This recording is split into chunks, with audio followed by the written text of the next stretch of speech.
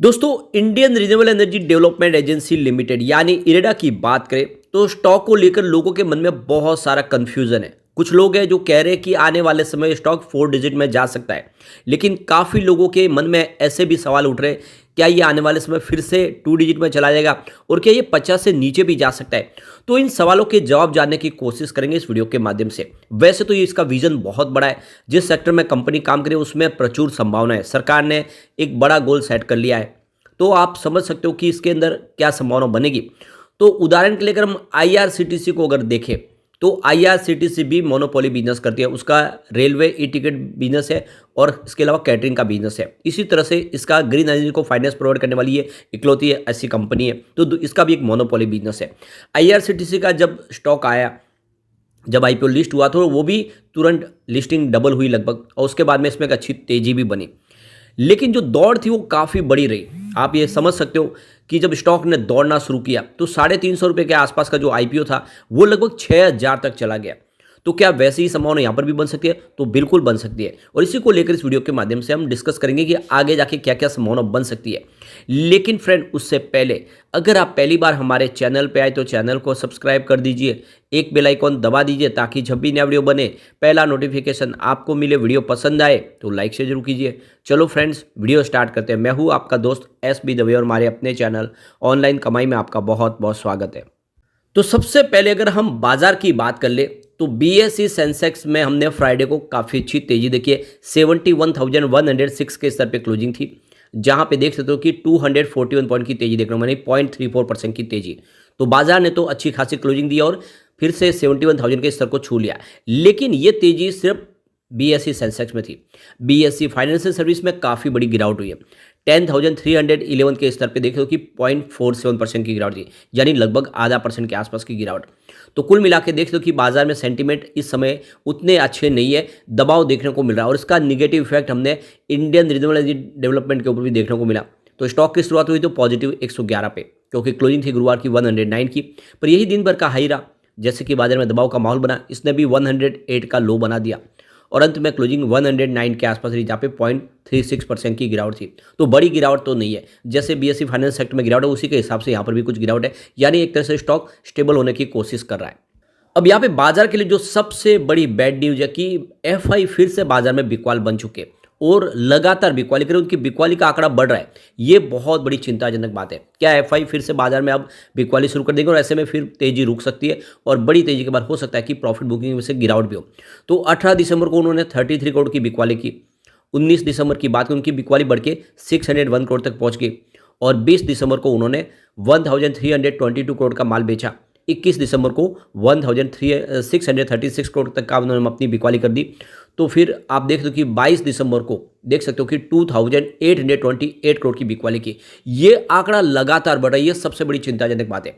पिछले 4-5 trading session से लगातार आप देखें तो उनकी बिकवाली बढ़ रही है। वैसे इस महीने में उन्होंने अभी फिलहाल 23,310 करोड़ का इन्वेस्टमेंट किया हुआ है, नहीं उनकी जो अभी वो पॉजिटिव बायर बने हुए हैं। लेकिन जिस तरह से पिछले 4-5 ट्रेडिंग सेशन से उनकी बिकवाली बढ़ रही है, यह एक चिंता बड़े क्रिएट करती है और हो सकता है कि फिर बाजार में गिरावट का माहौल बने। अब दूसरी तरफ बाजार में जो सपोर्ट मिल रहा है वो DI का। DI ने काफ़ी अच्छी खरीदारी की है। देख सकते हो कि फ्राइडे के दिन उन्होंने 2166 करोड़ की नई खरीदारी की, और इस वजह से थोड़ा सा बाजार को सपोर्ट मिला और साथ में रिटेल इन्वेस्टर का भी साथ मिल रहा है। अब यहाँ पे अगर हम इरेडा की बात करें तो यह स्टॉक ने काफ़ी शानदार प्रदर्शन किया। लिस्टिंग हुई थी 29 नवंबर को 50 रुपये के आसपास, तो 32 के जो IPO के सामने 50 की लिस्टिंग काफ़ी शानदार प्रदर्शन किया, और हाई जो प्राइस उस दिन 60 रुपये तक रही। दूसरे दिन भी इसने बहुत ही बेहतर प्रदर्शन किया, और ये देख सकते हो कि स्टॉक जो है 64 तक आ गया दूसरे दिन। तीसरा दिन भी काफ़ी शानदार है जब 67 तक पहुंच गया। लेकिन 4 दिसंबर से इसमें फिर से प्रॉफिट बुकिंग हावी हुई और ये फिर से 64 के आसपास है। और उसके बाद देखें तो यहाँ पे स्टॉक बहुत दिन तक, यानी लगभग 4-5 ट्रेडिंग सेशन तक उसी 64 की रेंज में रहा, लगभग 8 दिसंबर तक। 11 दिसंबर को स्टॉक ने फिर से दौड़ना शुरू किया और 74 पर पहुंच गया, और उसके बाद अगर आप देखें तो 12 दिसंबर को सीधा 94, फिर 13 दिसंबर को 104 और 14 दिसंबर को 121, यानी जो दौड़ लगानी शुरू की 74 से वो सीधा पहुंच गया 121 तक 14 दिसंबर तक।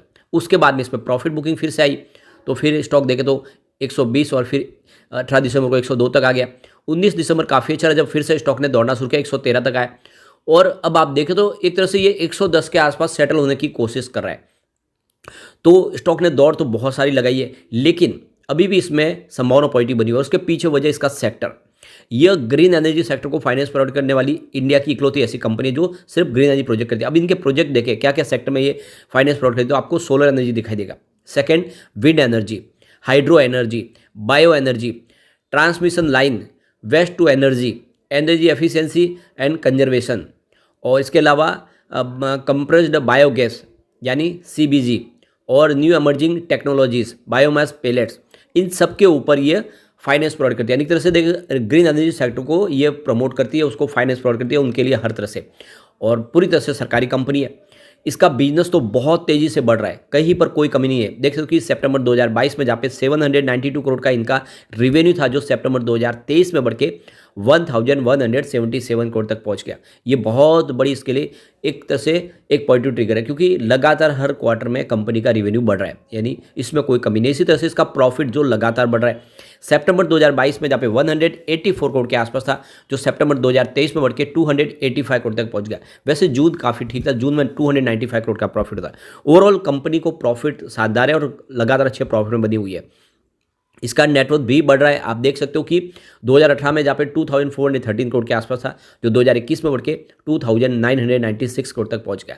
अगर हम पिछले 4-5 साल के इसके रेवेन्यू प्रॉफिट को देखें तो वो भी आपको ग्राफ बढ़ता हुआ ही दिखाई देगा। 2018 में जहाँ पे इनका रेवेन्यू 1813 करोड़ के आसपास था, वो 2021 में बढ़ के 2659 करोड़ तक पहुँच गया। बीच में कोविड आया, उसके बावजूद भी इसका रेवेन्यू आपको बढ़ता हुआ दिखाई देगा। बात करें इसके प्रॉफिट की, तो 2018 में 370 करोड़ के आसपास था, लेकिन प्रॉफिट कम हुआ कोविड की वजह से। देखो कि 215 करोड़ तक आया 2020 में, लेकिन 2021 से फिर बढ़ना शुरू हो गया और 346 करोड़ तक पहुंच गया। ओवरऑल प्रदर्शन बहुत ही अच्छा है। अब यहाँ पे जो सवाल निकल के आता है, इसका पी रेशियो क्या है, तो इस समय एट परसेंट इसका जो पी रेशियो निकल के आ रहा है वो 49.76 का है, और इसका पी बी रेशियो देखें तो 3.52 है। तो यहाँ पे ये पी रेशियो इतना खराब नहीं है और यहाँ से ऊपर जाने की संभावना भी बनती है, तो पी रेशियो इस समय ठीक लग रहा है। इंडस्ट्रीज के पी रेशियो के मुकाबले थोड़ा जरूर है, ज़्यादा है, लेकिन ओवरऑल इसका प्रदर्शन देख के लग रहा है कि स्टॉक बहुत ऊपर तक जा सकता है। दूसरे लिए इसका जो सबसे बड़ा अचीवमेंट हो सकता है आने वाले समय में, कि नवरत्न का दर्जा मिल जाए इसको, क्योंकि जो यहाँ पे देख सकते हो कि कंपनी के जो CMD है प्रदीप कुमार दास, उनकी तरफ से जो बयान निकल कर आया है कि यह NBFC को सरकार ने शेड्यूल A कैटेगरी में लाया, जो पहले शेड्यूल B कैटेगरी में थी। इसका मतलब यह है कि सरकार इसको मिनी रत्न से नवरत्न का दर्जा देने जा रही है। तो कुल मिला के एक तरह से ये क्लेरिफिकेशन आया, और कह सकते हैं कि कंपनी का ये मानना है कि बहुत जल्द सरकार इसको नवरत्न का स्टेटस दे देगी। और नवरत्न का स्टेटस आने का मतलब यह है कि इनको बहुत सारा फ्रीडम मिल जाएगा, बहुत सारे प्रोजेक्ट के ऊपर ये सरकार की रजामंदी के बगैर ही अपने लेवल पे उनको फाइनेंस प्रोवाइड कर पाएंगे, बिजनेस अपना बढ़ा पाएंगे। और साथ में इन्होंने अपना रिटेल सेगमेंट भी शुरू कर दिया है, यानी अब छोटे छोटे जो कॉर्पोरेट हाउस हो या फिर छोटे SMEs हैं, उनको भी अब ये लोन प्रोवाइड कर पाएंगे, जिससे इनका बिजनेस का जो साइज है वो बढ़ता हुआ दिखाई देगा। यहाँ पे जो इस हिसाब से अगर आप देखें तो वाकई में स्टॉक एक बड़ा मल्टीबैगर बनने को बिल्कुल तैयार है फिर से आने वाले समय इसके बिजनेस के लिए सब, क्योंकि सरकार आने वाले 2070 तक पूरी तरह से नेट जीरो कार्बन पॉलिसी पे जाने वाली। तो इस सेक्टर के लिए तो बहुत सारी संभावना, सरकार ने बहुत सारी नई योजना लाई हुई है। यहाँ पे देखें तो इस समय प्रमोटर की होल्डिंग 75% है, यानी सरकार ने अब आने वाले समय में अपनी OFS की संभावना को बंद कर दिया है। 75% के आसपास ही लिमिट रखे, इसका मतलब OFS नहीं आएगा।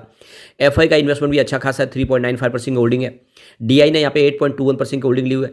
जनरल पब्लिक के पास मात्र 12.85% के शेयर है, तो ये बहुत ही कम है। इस वजह से आने वाले समय पैनिक सेलिंग की संभावना भी यहाँ पे कम हो जाती है, क्योंकि इतनी ज़्यादा संभावना नहीं बनी हुई है। तो कुल मिला के अब ये सारी संभावनाओं को देख के लग रहा है कि अगर आप लॉन्ग टर्म इन्वेस्टर है तो इसमें ये एंट्री का बिल्कुल सही मौका है। 100 के आसपास आप खरीदारी करें, कम से कम इसको 2 से 5 साल दीजिए। ये 500 से लेकर 1000 के टारगेट को दिखाने की ताकत रखता है, क्योंकि अभी सरकारी शेयर बहुत तेज़ी से दौड़ने शुरू होंगे। आने वाले समय में बाजार को लीड करेंगे तो वो PSU स्टॉक ही होंगे। लेकिन अगर आप शॉर्ट टर्म इन्वेस्टर है तो इस समय इन्वेस्टमेंट ना करें, क्योंकि जिस तरह से FI बाजार में बिकवाल बने हो सकता है कि बाजार में गिरावट हो, तो फिर ये स्टॉक बहुत ज़्यादा दौड़ चुका है, ये नीचे भी आ सकता है। अगर आप शॉर्ट टर्म इन्वेस्टर तो 70 के आसपास अपने बारे में खरीदारी के बारे में सोचे, बहुत ही फेयर प्राइस है 70। लेकिन अगर आप लॉन्ग टर्म इन्वेस्टर तो इसमें आपको इतना वेट नहीं करना है कि 70 होगा तभी मैं खरीदारी करूँगा, वरना ऐसा भी हो सकता है कि ये 70 ना आए और आप उस तेजी की गाड़ी में सफर करने से रह जाए और आप पीछे रह जाए। और इसीलिए आपको इसी समय यानी 100 के आसपास खरीदारी करनी चाहिए।